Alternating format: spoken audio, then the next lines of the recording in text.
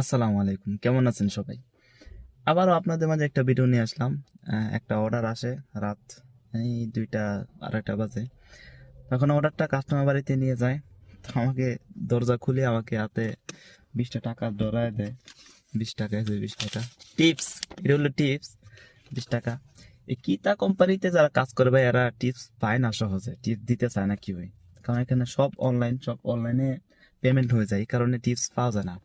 আর বাকি হাঙ্গারে যদি কাজ করেন তাহলে এখানে ক্যাশ, মানে অনলাইনও পেমেন্ট করা যায়, তাও আবার ক্যাশও দেওয়া যায়, ক্যাশের সিস্টেমও আছে। তো ক্যাশ দিলে ওই যখন কাস্টমার এই ক্যাশ দিতে যায় 5-10 টাকা একটু 19-20 হইলে 5-10 টাকা এমনি দেওয়া যায়, নিয়ে ঠিক খেয়ে ফেল।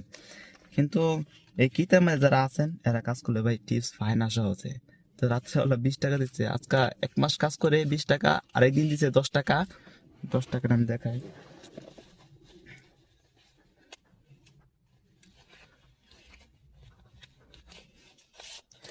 আরেকদিন দিছে 10 টাকা, এই 30 টাকা।